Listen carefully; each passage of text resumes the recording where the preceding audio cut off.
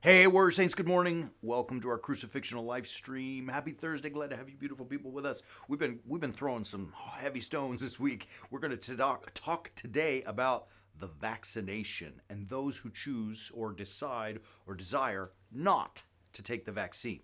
In the last little bit, we've seen maybe the last week or so, there's been a lot of pressure from businesses and jobs and careers that people, if they want to work in certain companies, have to have taken the COVID-19 vaccine.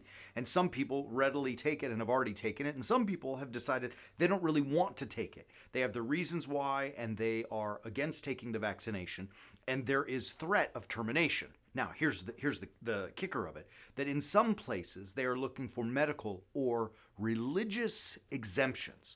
In fact, I've been approached on a multitude of occasions. I mean, like, if I told you how many times, you'd probably be surprised. A gazillion times. People have approached and asked, hey, Father Chris, will you write me a religious exemption?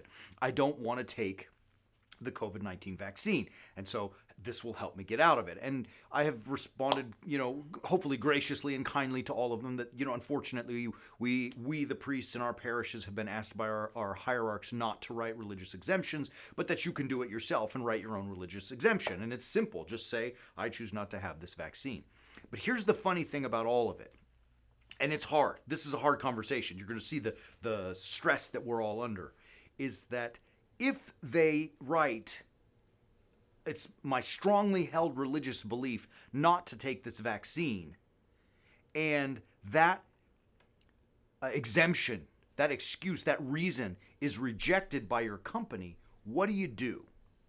What do you do, right? Now, this live stream is not necessarily about the COVID vaccine. It's just a hot button current issue that really opens the door for the challenge of what it means to be a man, right? In Matthew chapter 5, verse 37, Jesus says to us, now this is in the middle of the Sermon on the Mount, let your yes be yes and your no be no. Or in other translations, let what you say be yes and no. Anything more than this comes from evil. Jesus is saying, if you say it, do it. If you don't mean it, don't say it. So now you take Jesus' teaching and put it right in front of us. This is a tough one. I know this is hard. I saved it till Thursday because it's hard. What do you do if you say, my real strong religious belief is not to take this vaccine, and then you find yourself on the brink of losing your job because they reject that? What do you do? Do you take the vaccine, or do you quit your job or lose the job, right? Now here's the challenge of it is, I know that it's like I'm saying, quit your job, right? I know that it seems like I'm saying, well, there are a million of other jobs out there. But what do you do when you're confronted with that? I mean, you said it. You were willing to write down that your strongly held religious belief is against this vaccine. And then yet someone pushes back and you cave? Come on, man, what are you talking about, right? I mean, like, I know that it's uncomfortable. I know that you may also have a strongly held religious belief, which you should, to put bread on the table for your family if you're the sole breadwinner. Like, even if you're working together with your husband or wife, I mean, put bread on the table. I recognize that that's a strongly held belief as well. And what do you do when the two come up against each other, right? But if you're asking a business or even a priest to write a religious exemption for you because you believe so strongly in this or against that, then when it's pushed back, what do you do, right? It's a tough question. It's a hard thing to ask because now you're confronted with another tough thing. Maybe a loss of work.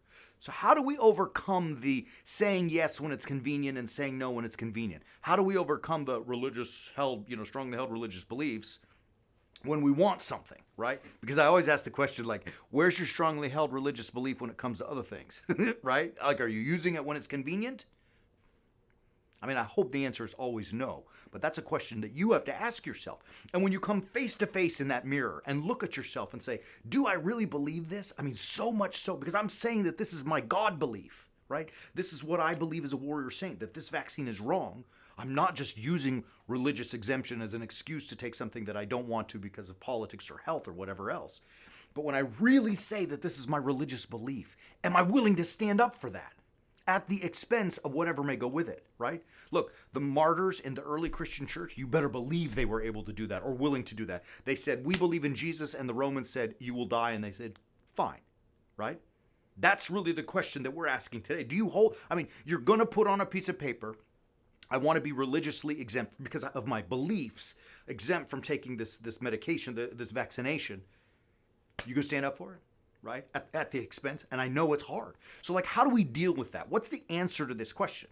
What is the way that a warrior saint, when we say yes, or when we say no, or when we say this is my religious conviction, and it becomes hard and difficult to stick by that, and the temptation is to crumble and to fall into the traps of the world. How do we deal with that kind of stuff? The answer is at the Way of the Warrior Saint. So I want you to visit us at warriorsaints.org.